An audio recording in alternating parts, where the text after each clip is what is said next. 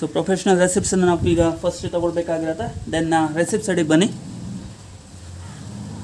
To balance brought down of course.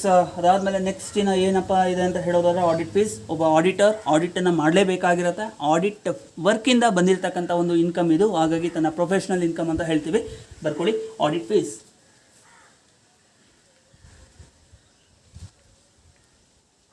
Rupees ಎಷ್ಟಪ್ಪ ಅಂತ ಹೇಳೋದಾದ್ರೆ 2 lakhs. ಇನ್ನರಲ್ಲಿ ಬರ್ಕೊಳ್ಳಿ 2 lakhs. ನೆಕ್ಸ್ಟ್ ಇನ್ನು ಅದಾದಮೇಲೆ ಮತ್ತೆ ಇನ್ನು ಟ್ಯಾಕ್ಸ್ ಕನ್ಸಲ್ಟೆನ್ಸಿ ಫೀಸ್ ಅಂತ ಕೊಟ್ಟಿದ್ದಾನೆ. ಅಫ್ಕೋರ್ಸ್ ಒಬ್ಬ ಆಡಿಟರ್ ಯಾವುದೇ ಒಬ್ಬ ಬಿಸ್ನೆಸ್ ಮನಿಗೆ ಅಥವಾ ಯಾವುದೇ ಒಂದು ಬಿಸ್ನೆಸ್ಸಿಗೆ ಅವನು ಸಜೆಷನ್ನ ಕೂಡ ಕೊಡ್ತಾನೆ. ಅದೇ ರೀತಿಯೇ ಟ್ಯಾಕ್ಸ್ ಕನ್ಸಲ್ಟೆನ್ಸಿ ಫೀಸ್ ಅಂದರೆ ಆ ಒಂದು ಆಡಿಟ್ ವರ್ಕ್ ಮಾಡಬೇಕಾಗಿದ್ದಾರೆ ಅಲ್ಲಿ ಕೂಡ ಅಷ್ಟೇ ಟ್ಯಾಕ್ಸ್ ಕನ್ಸಲ್ಟೆನ್ಸಿ ಒಂದು ಏನು ಮಾಡಿರ್ತಾನೆ ವರ್ಕು, ಆ ಒಂದು ವರ್ಕಿಂದ ಫೀಸ್ನ ಇವನು ರಿಸೀವ್ ಮಾಡ್ಕೊಳ್ತಾ ಇದ್ದೀನಿ ಅಂತ ಹೇಳ್ತಾ ಇದ್ದಾನೆ. ಅಫ್ಕೋರ್ಸ್ ಅದು ಕೂಡ ಒಂದು ಪ್ರೊಫೆಷ್ನಲ್ ಇನ್ಕಮ್ ಅಂತ ಹೇಳಬೇಕಾಗಿರುತ್ತೆ ಒಬ್ಬ ಆಡಿಟರ್ಗೆ. ನೆನ್ಬರ್ ಕೊಡಿ ಟ್ಯಾಕ್ಸ್ ಕನ್ಸಲ್ಟೆನ್ಸಿ ಫೀಸ್ ರುಪೀಸ್ 2,50,000. ಇನ್ನರಲ್ಲಿ ಬರ್ಕೊಳ್ಳಿ ರುಪೀಸ್ 2,50,000. ಸೊ ನೆಕ್ಸ್ಟ್ ಅದೇ ರೀತಿಯೇ ನೋಡೋದಾದ್ರೆ ಇಲ್ಲಿ ಪ್ರಾಜೆಕ್ಟ್ ರಿಪೋರ್ಟ್ ಫೀಸ್ ಅಂತ ಇದೆ.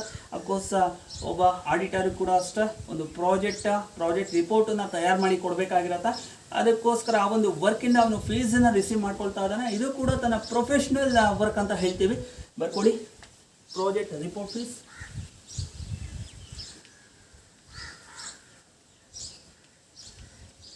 ಫೀಸ್ ಎಷ್ಟಪ್ಪ ಅಂತ ಹೇಳೋದಾದ್ರೆ 2 lakh ಕೊಟ್ಟಿದ್ದಾನೆ. Then 2 lakhs. ನೆಕ್ಸ್ಟ್ ಅದಾದ್ಮೇಲೆ ಇನ್ನು ಏನಪ್ಪ ಕೊಟ್ಟಿದ್ದಾನೆ ಅಂತ ಹೇಳೋದಾದ್ರೆ ಇಲ್ಲಿ ಸ್ಟೈಫಂಡ್ ಟು ಕ್ಲರ್ಕ್ಸ್ ಅಂತ ಹೇಳ್ತಾ ಇದ್ದಾನೆ. ಸ್ಟೈಫಂಡ್ ರಿಸೀವ್ಡ್ ಅಂತ ಇರುತ್ತೆ. ಸ್ಟೈಫಂಡ್ ರಿಸೀವ್ಡ್ ಅಂತ ಮಾಡ್ಕೊಳ್ಳಿ ಅದನ್ನು. ಸೊ ಇಲ್ಲಿ ಸ್ಟೈಫಂಡನ್ನು ಅವನು ರಿಸೀವ್ ಮಾಡ್ಕೊಳ್ತಾ ಇದ್ದೀನಿ ಅಂತ ಹೇಳ್ತಾ ಇದ್ದಾನೆ. ಅಫ್ಕೋರ್ಸ್ ಆಡಿಟರ್ಗೆ ಸ್ಟೈಫಂಡು ಬೇರೆ ಬೇರೆ ಕಡೆಯಿಂದ ಅವನು ಸ್ಟೈಫಂಡ್ ಬಂದೇ ಬರಬೇಕಾಗಿರುತ್ತೆ. ಅದೇ ರೀತಿಯೇ ಇಲ್ಲಿ ಕೂಡ ಸ್ಟೈಫಂಡ್ನ ರಿಸೀವ್ ಮಾಡ್ಕೊಳ್ತಾ ಇದ್ದಾನಂತೆ. ಅದು ಕೂಡ ಪ್ರೊಫೆಷ್ನಲ್ ಇನ್ಕಮ್ ಅಂತ ಹೇಳ್ತೀವಿ. ಬರ್ಕೊಳ್ಳಿ ಸ್ಟೈಫಂಡ್.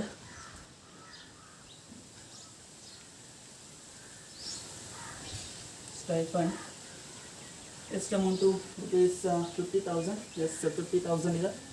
ಇನ್ನರಲ್ಲಿ ಬರ್ಕೊಳ್ಳಿ ರುಪೀಸ್ 50,000 ರುಪೀಸ್. ನೆಕ್ಸ್ಟ್ ಅದಾದಮೇಲೆ ಮತ್ತೆ ಏನಪ್ಪ ಕೊಟ್ಟಿದ್ದಾನೆ ಅಂತ ಹೇಳೋದಾದ್ರೆ ಅಕೌಂಟಿಂಗ್ ಸಾಫ್ಟ್ವೇರ್ ಚಾರ್ಜಸ್ ಅಂತ ಇದೆ. ಅಫ್ಕೋರ್ಸ್ ಒಬ್ಬ ಆಡಿಟರ್ ಕೂಡ ಅಷ್ಟೇ ಅಕೌಂಟಿಂಗ್ ಸಾಫ್ಟ್ವೇರ್ನ ಕೂಡ ಅವನು ಮಾಡಬೇಕಾಗಿರತ್ತೆ. ಅದು ಕೂಡ ತನ್ನ ಪ್ರೊಫೆಷ್ನಲ್ ಸರ್ವಿಸಸ್ ಅಂತ ಹೇಳ್ತೀವಿ. ಸೊ ಇದರಿಂದ ಇನ್ಕಮ್ ಬರ್ತಾ ಇದೆ. ಅದು ಪ್ರೊಫೆಷ್ನಲ್ ರೆಸಿಪ್ಟ್ಸ್ ಅಂತಲೇ ಕನ್ಸಿಡರ್ ಮಾಡಬೇಕು. ದೆನ್ ಬರ್ಕೊಳ್ಳಿ ಅಕೌಂಟಿಂಗ್ ಸಾಫ್ಟ್ವೇರ್ ಚಾರ್ಜಸ್.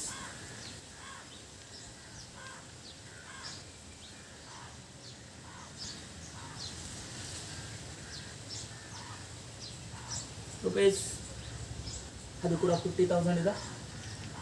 ಇನ್ನರಲ್ಲಿ ಬರ್ಕೊಳ್ಳಿ ರುಪೀಸ್ 50,000.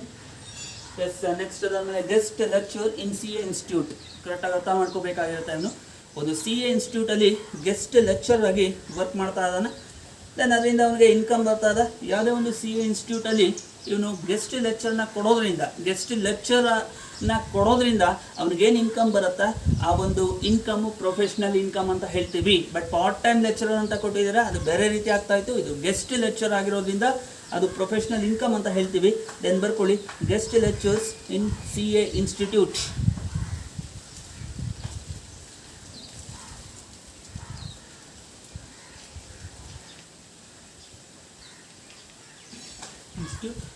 ಎಷ್ಟಂತ ಅಮೌಂಟು ರುಪೀಸ್ 25,000. ಅದು ಪ್ರೊಫೆಷ್ನಲ್ ಇನ್ಕಮ್ ಆಗಿರುತ್ತೆ. ದೆನ್ ಬರ್ಕೊಳ್ಳಿ 25,000.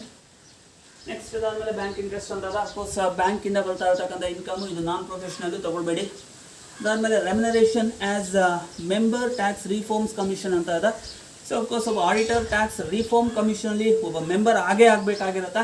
ಅದಂತಲೇ ಇಲ್ಲಿ ಕೂಡ ಅಷ್ಟೇ ಈ ಒಬ್ಬ ಆಡಿಟರು ಮೆಂಬರ್ ಆಗಿದ್ದಂತ ಆದ್ದರಿಂದ ಅವನಿಗೆ ಇನ್ಕಮ್ ಬರ್ತಾ ಇದೆ. ಸೊ ಹಾಗಾಗಿ ಅವನೇನು ಇನ್ಕಮ್ನ ಅರ್ನ್ ಮಾಡ್ತಾ ಇದ್ದಾನೆ ಅದು ತನ್ನ ಪ್ರೊಫೆಷ್ನಲ್ ಇನ್ಕಮ್ ಅಂತಲೇ ಹೇಳಬೇಕಿರುತ್ತೆ. ಹಾಗಾಗಿ ಬರ್ಕೊಳ್ಳಿ remuneration as member.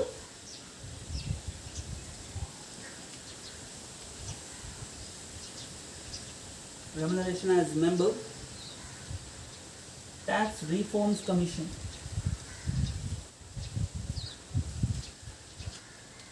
Tax reforms commission rupees how much? Rupees 20,000 ಅಂತ ಇದೆ. then 20,000 ಇನ್ನರಲ್ಲಿ ಬರ್ಕೊಂಬಿಡಿ 20,000. ಇನ್ನು ನೆಕ್ಸ್ಟ್ ಆಮೇಲೆ bonus and commission from firm ಅಂತ ಅದ. ಯಾವುದೋ ಒಂದು ಫರ್ಮಿಂದ ಅವನಿಗೆ ಬೋನಸ್ ಮತ್ತು ಕಮಿಷನ್ ಸಿಗ್ತಾ ಇದೆ. ಅದು ಯಾವುದೋ ಒಂದು ಫರ್ಮಿಂದ ಬರ್ತಾ ಇದೆ ಹೊರತಾಗಿ ಪ್ರೊಫೆಷನಿಂದ ಅಲ್ಲ. ಹಾಗಾಗಿ ಇದು ನಾನ್ ಪ್ರೊಫೆಷ್ನಲ್ ಇನ್ಕಮು, ದೆನ್ ತಗೋಬೇಡಿ. ನೆಕ್ಸ್ಟ್ ಇನ್ನರಲ್ಲಿ ಏನು ಬರ್ಕೊಂಡಿದ್ದೀರಾ ಟೋಟಲ್ ಮಾಡಿ ಔಟರ್ ಅಮೌಂಟ್ ಕಾಲಮಲ್ಲಿ ಬರ್ಕೊಳ್ಳಿ. ರುಪೀಸ್ ಎಷ್ಟಾಗುತ್ತೆ? 7,95,000 ಆಗುತ್ತಾ? ಇದನ್ನು total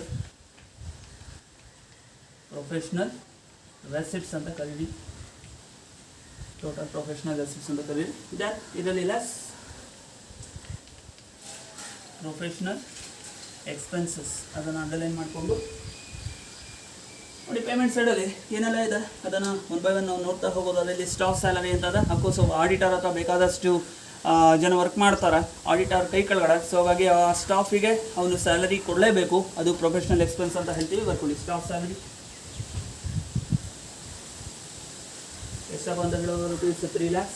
S, inner amount column 3 lakhs inner amount ಕಾಲಮಲ್ಲಿ ಬರ್ಕೊಳ್ಳಿ. ನೆಕ್ಸ್ಟ್ ಆಮೇಲೆ ಏನಿದೆ ಸ್ಟೈಫಂಡ್ ಟು ಆಡಿಟ್ ಕ್ಲರ್ಕ್ಸ್. ಅದೇ ರೀತಿಯೇ ಇವನು ಯಾವ ರೀತಿ ಸ್ಟೈಫಂಡನ್ನು ರಿಸೀವ್ ಮಾಡ್ಕೊತಾನೋ ಅದೇ ರೀತಿಯೇ ಸ್ಟೈಫಂಡ್ ಅವನ ಒಂದು ಕ್ಲರ್ಕ್ಸ್ ಏನಿರ್ತಾರೆ ಆಡಿಟ್ ಕ್ಲರ್ಕ್ಸ್, ಆಡಿಟ್ ವರ್ಕ್ ಮಾಡೋವಂಥ ಕ್ಲರ್ಕ್ಸು ಅವ್ರಿಗೆ ಸ್ಟೈಫಂಡನ್ನು ಕೊಡಬೇಕಾಗಿರುತ್ತೆ. ಇವನು ಕೂಡ ಅಷ್ಟೇ. ಸೊ ಹಾಗಾಗಿ ಇದು ಕೂಡ ಪ್ರೊಫೆಷ್ನಲ್ ಎಕ್ಸ್ಪೆನ್ಸಸ್ ಅಂತ ಹೇಳ್ತೀವಿ ಒಬ್ಬ ಆಡಿಟರ್ಗೆ. ದೆನ್ ಬರ್ಕೊಳ್ಳಿ stipend to audit clerks.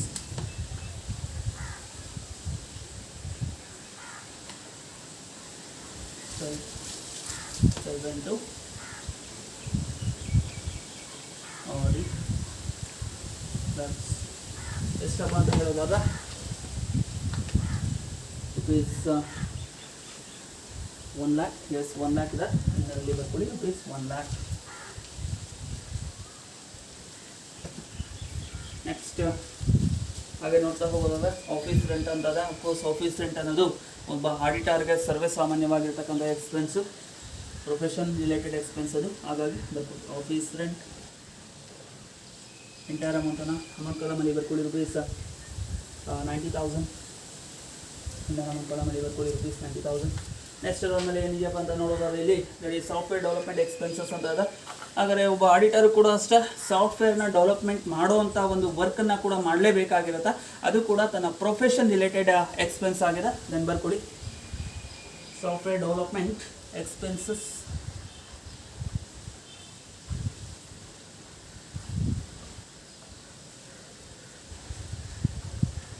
Software development expenses rupees 10,000 ಇದೆಯಲ್ಲ, ಆ 10,000 ಕೂಡ ಇನ್ನರಲ್ಲಿ ಬರ್ಕೊಂಬಿಡಿ. ನೆಕ್ಸ್ಟ್ ಅದಾದಮೇಲೆ ಇನ್ನು ಆಫೀಸ್ ಎಕ್ಸ್ಪೆನ್ಸಸ್ ಅಂತಂದರೆ ಅಫ್ಕೋರ್ಸ್ ಒಂದು ಆಫೀಸ್ ಅಂತ ಹೇಳೋದಾದ್ರೆ ಅಲ್ಲಿ ಕೂಡ ಅಷ್ಟೇ ಒಬ್ಬ ಆಡಿಟರ್ಗೆ ಆಫೀಸ್ ಅನ್ನೋದು ಸರ್ವೇ ಸಾಮಾನ್ಯ, ಅದಕ್ಕೆ ಎಕ್ಸ್ಪೆನ್ಸಸ್ ಅನ್ನೋದು ಕೂಡ ಸರ್ವೇ ಸಾಮಾನ್ಯ. ದೆನ್ ಬರ್ಕೊಳ್ಳಿ ಆಫೀಸ್ ಎಕ್ಸ್ಪೆನ್ಸಸ್ ಎಷ್ಟಿದೆ ಅಮೌಂಟು, ಎಂಟೈರ್ ಅಮೌಂಟನ್ನು ಅಮೌಂಟ್ ಕಾಲಮಲ್ಲಿ ಬರ್ಕೊಳ್ಳಿ rupees 1,25,000. Yes, 1,25,000 inner amount column. So next ಅದೇ ರೀತಿ ನಾವು ಮುಂದಕ್ಕೆ ಹೋಗೋದಾದ್ರೆ ಇನ್ನು ಬುಕ್ಸ್ ಅಂತ ಕೊಟ್ಟಿದ್ದಾನೆ. It may be annual or non annual, ಯಾವುದೇ ಬುಕ್ಸನ್ನು ಕೊಡಲಿ, ಬುಕ್ಸ್ ಅನ್ನೋದು ಅವ್ನಿಗೆ ಅಸೆಟ್ ಆಗಿರುತ್ತೆ. ಈ ಒಂದು ಆ್ಯನ್ಯುವಲ್ ಬುಕ್ಸ್ ಮೇಲೂ ಡಿಪ್ರಿಸಿಯೇಷನ್ ಚಾರ್ಜ್ ಮಾಡಬೇಕು. ನಾನ್ ಆ್ಯನ್ಯುವಲ್ ಬುಕ್ಸ್ ಅಂತ ಇದನ್ನು ಕೂಡ ಡಿಪ್ರಿಸಿಯೇಷನ್ ಚಾರ್ಜ್ ಮಾಡ್ತೀವಿ. ದೆನ್ ಡಿಪ್ರಿಸಿಯೇಷನ್ ಆನ್ ಬುಕ್ಸ್ ಅದನ್ನು ಅಂಡರ್ಲೈನ್ ಮಾಡಿಕೊಂಡು ಆ್ಯನ್ಯುವಲ್. ಸೊ ಆ್ಯನ್ಯುವಲ್ ಎಷ್ಟಂತ ಆ್ಯನ್ಯುವಲ್ ಬುಕ್ಸ್ ಬಂದು ಎಷ್ಟು ಕೊಟ್ಟಿದ್ದಾನೆ ರುಪೀಸ್ 30,000 ಇದೆ. ಬ್ರ್ಯಾಕೆಟಲ್ಲಿ ಬರ್ಕೊಳ್ಳಿ ಇಂಟು 40%. ದೆನ್ ಅದೇ ರೀತಿಯೇ ನಾನ್ ಆ್ಯನ್ಯುವಲ್ ಇದು ಕೂಡ 30,000 ಕೊಟ್ಟಿದ್ದಾನೆ ಇಂಟು 40% ಮಾಡ್ಕೊಳ್ಳಿ.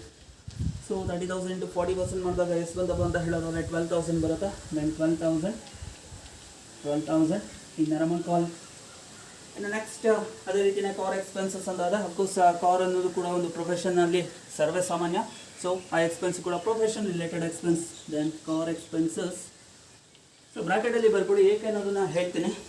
ಎಷ್ಟು ಕೊಟ್ಟಿದ್ದಾನಪ್ಪ ಅಂತ ಹೇಳಿದ್ರೆ ಕಾರ್ ಎಕ್ಸ್ಪೆನ್ಸಸ್ ಬಂದು ರುಪೀಸ್ 65,000 ಕೊಟ್ಟಿದ್ದಾನೆ. ಬ್ರ್ಯಾಕೆಟಲ್ಲಿ 65,000. ಅಡ್ಜಸ್ಟ್ಮೆಂಟ್ ಇದೆ ನೋಡಿ. ಏನಪ್ಪ ಅಡ್ಜಸ್ಟ್ಮೆಂಟು ಅಂತ ಹೇಳೋದಾದ್ರೆ 1/4 ಕಾರ್ ಯೂಸೇಜ್ ಇಸ್ ಪರ್ಸ್ನಲ್ ಅಂತ ಕೊಟ್ಟಿದ್ದಾನೆ.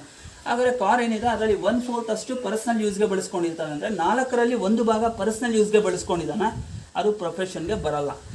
ಬಟ್ 4ರಲ್ಲಿ 1 ಭಾಗ ಪರ್ಸ್ನಲ್ ಆದರೆ ಇನ್ನು ರಿಮೈನಿಂಗ್ ಎಷ್ಟು ಉಳಿಯುತ್ತೆ? ಇನ್ನು 4ರಲ್ಲಿ 3 ಭಾಗ ಇರುತ್ತಲ್ಲ, ದಟ್ ಈಸ್ 3/4 ಅದು ಪ್ರೊಫೆಷನಲ್ ಪರ್ಪಸ್ಗೆ ಯೂಸ್ ಮಾಡ್ಕೊಂಡಿರ್ತಾನೆ. ಹಾಗಾಗಿ ಈ ಕಾರ್ ಎಕ್ಸ್ಪೆನ್ಸಸ್ಸಲ್ಲಿ 3/4 ಮಾತ್ರ ನಾವು ತೊಗೊಳ್ಬೇಕಾಗಿರುತ್ತೆ. 65,000 ಇಂಟು 3/4 ಮಾಡ್ಕೊಳ್ಳಿ. ಆಗ ಎಷ್ಟು ಅಮೌಂಟ್ ಬಂತು ಅಂತ ಹೇಳೋದಾದ್ರೆ 48,750 ಬರುತ್ತಾ. 48,750 ಇನ್ನರ್ ಅಮೌಂಟ್ ಕಾಲಮಲ್ಲಿ ಬರ್ಕೊಳ್ಳಿ. ದೆನ್ ಅದೇ ರೀತಿ ನಾವು ನೆಕ್ಸ್ಟ್ ನೋಡ್ತಾ ಹೋಗೋದಾದರೆ CA ಇನ್ಸ್ಟಿಟ್ಯೂಟ್ ಮೆಂಬರ್ಶಿಪ್ ಫೀಸ್ ಅಂತ ಕೊಟ್ಟಿದ್ದಾನೆ. ಅಫ್ಕೋರ್ಸ್ ಒಬ್ಬ ಆಡಿಟರು ಕೂಡ ಅಷ್ಟೇ, ಏನು ಚಾರ್ಟೆಡ್ ಅಕೌಂಟೆಂಟ್ ಇರ್ತಾನೆ ಅವರು ಮೆಂಬರ್ ಆಗಲೇಬೇಕಾಗಿರುತ್ತೆ CA ಇನ್ಸ್ಟಿಟ್ಯೂಟಲ್ಲಿ. ಸೊ ಅದೇ ರೀತಿಯೇ ಇಲ್ಲಿ ಕೂಡ ಅಷ್ಟೇ ಆ ಒಂದು ಎಕ್ಸ್ಪೆನ್ಸ್ ಏನಿದೆ ಅದು ಕೂಡ profession related expense. CA institute membership fees so ಎಷ್ಟು ಕೊಟ್ಟಿದ್ದಾನೆ ಅಮೌಂಟು ಇನ್ನರಲ್ಲಿ ಬರ್ಕೊಂಬಿಡಿ. ರುಪೀಸ್ 5,000 ಎಷ್ಟು 5,000 ಇದೆ ಇನ್ನರ್ ಅಮೌಂಟ್ ಕಾಲಮಲ್ಲಿ ಬರ್ಕೊಡಿ ರುಪೀಸ್ 5,000. ದೆನ್ ಅದೇ ರೀತಿಯ ಪೇಮೆಂಟ್ ಸೈಡಲ್ಲಿ ಮತ್ತೆ ಏನು ಕೊಟ್ಟಿದ್ದಾನೆ ಅಂತ ಹೇಳೋದಾದರೆ ಕಾಂಟ್ರಿಬ್ಯೂಷನ್ ಟು PPF ಅಂತ ಅದ. ಸೊ ಇಲ್ಲಿ ಕರೆಕ್ಟಾಗಿ ನಾವು ಅರ್ಥ ಮಾಡ್ಕೋಬೇಕಾಗುತ್ತೆ. Contribution to PPF public provident ಫಂಡಿಗೆ ಇವನು ಕಾಂಟ್ರಿಬ್ಯೂಟ್ ಮಾಡ್ತಾ ಇದ್ದಾನೆ. ಅದು ನಾನ್ ಪ್ರೊಫೆಷ್ನಲ್. ದೆನ್ ತಗೋಬಾರ್ದು. ದೆನ್ ಏನಾದರೂ ಏನೂ ಇಲ್ಲ. ಬಟ್ ಅಡ್ಜಸ್ಟ್ಮೆಂಟ್ ನೋಡ್ಕೊಳ್ಳಿ, ಏನಾದರೂ ಬಿಟ್ಟಿದ್ದೀವಾ ಇಲ್ಲಿ ಕೊಟ್ಟಿದ್ದಾನೆ, ಕ್ಲಿಯರಾಗಿ ಕೊಟ್ಟಿದ್ದಾನೆ. ಅಡ್ಜಸ್ಟ್ಮೆಂಟ್ ನಂಬರ್ 1 ಆಲ್ರೆಡಿ ಕನ್ಸಿಡರ್ ಮಾಡಿದ್ವಿ.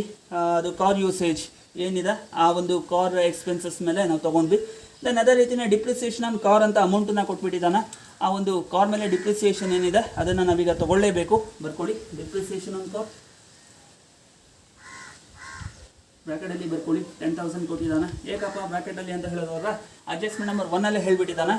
4ರಲ್ಲಿ 1 ಭಾಗ ಕಾರನ್ನು ಪರ್ಸ್ನಲ್ ಪರ್ಪಸ್ಗೆ ಯೂಸ್ ಮಾಡಿದ್ದೀವಿ. ಹಾಗಾದರೆ ಇನ್ನು ರಿಮೈನಿಂಗ್ ಎಷ್ಟು ಭಾಗ ಉಳಿಯುತ್ತಾ? 3/4 ಉಳಿಯುತ್ತೆ. ಆ 3/4 ಎಲ್ಲಿ ಯೂಸ್ ಮಾಡಿರ್ತೀವಿ? Professional purpose. Then depreciation car ಇಲ್ಲಿ ಪ್ರೊಫೆಷ್ನಲ್ ಪರ್ಪಸ್ಗೆ ಎಷ್ಟು ಯೂಸ್ ಮಾಡಿರ್ತೀವಿ ಅಷ್ಟು ಮಾತ್ರ ತಗೋಬೇಕು. 3/4 ಮಾಡ್ಕೊಳ್ಳಿ. ಸೊ ಅವಾಗ ಎಷ್ಟು ಬಂತಪ್ಪ ಅಂತ ಹೇಳೋದಾದ್ರೆ ದಟ್ ಈಸ್ 7,500 ಬರುತ್ತಾ. 7,500 ಸೊ ಅದನ್ನು ತಗೊಳ್ಳಿ. ನೆಕ್ಸ್ಟ್ ಅಡ್ಜಸ್ಟ್ಮೆಂಟನ್ನು ನೋಡ್ತಾ ಹೋಗೋದಾದ್ರೆ ಡಿಪ್ರಿಸಿಯೇಷನ್ ಆನ್ ಫರ್ನಿಚರ್ ಅಂತ ಕೊಟ್ಟಿದ್ದಾನೆ. ಅಫ್ಕೋರ್ಸ್ ಫರ್ನಿಚರ್ ಅನ್ನೋದು ಫಿಕ್ಸೆಡ್ ಅಸೆಟ್ಟು. ಆ ಫಿಕ್ಸೆಡ್ ಅಸೆಟ್ ಮೇಲೆ ಡಿಪ್ರಿಸಿಯೇಷನ್ ಅವನೇ ಕೊಟ್ಬಿಟ್ಟಿದ್ದಾನೆ. ಆ ಫರ್ನಿಚರ್ ಅನ್ನೋದು ನಾವು ಆಫೀಸಲ್ಲಿ ಯೂಸ್ ಮಾಡಬೇಕಾಗಿರುತ್ತೆ. ದೆನ್ ಅದು ಕೂಡ ಪ್ರೊಫೆಷನ್ ರಿಲೇಟೆಡ್ ಎಕ್ಸ್ಪೆನ್ಸ್ ಅಂತಲೇ ಕನ್ಸಿಡರ್ ಮಾಡಬೇಕು. ಬರ್ಕೊಳ್ಳಿ ಡಿಪ್ರಿಸಿಯೇಷನ್ ಆನ್ ಫರ್ನಿಚರ್ ಎಷ್ಟಿದೆ ಅಮೌಂಟು? ಎಂಟರ್ ಅಮೌಂಟನ್ನು ಬರ್ಕೊಂಬಿಡಿ ರುಪೀಸ್ 7,000. ಸೊ ನೆಕ್ಸ್ಟ್ ಏನು ಎಕ್ಸ್ಪೆನ್ಸಸ್ನ ಬರ್ಕೊಂಡ್ರಿ ಅದನ್ನೆಲ್ಲ ಟೋಟಲ್ ಮಾಡಿ ಔಟರಲ್ಲಿ ಬರ್ಕೊಂಡಾಗ ರುಪೀಸ್ 7,17,250 ಬರುತ್ತಾ. ಔಟರಲ್ಲಿ ಬರ್ಕೊಳ್ಳಿ 7,17,250 ಪ್ರೊಫೆಷ್ನಲ್ ಎಕ್ಸ್ಪೆನ್ಸಸ್ಸು.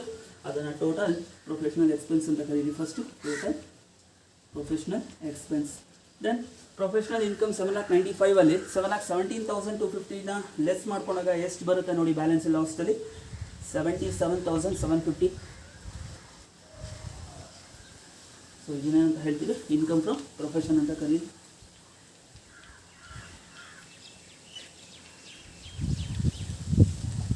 ಸೊ ಈ ರೀತಿಯಾಗಿ ನಾವು ಪ್ರಾಬ್ಲಮ್ಸ್ನ ಮಾಡ್ತಾ ಹೋಗಬೇಕಾಗಿರುತ್ತೆ, ಮಾಡಿದ್ದೀವಿ ಕೂಡ.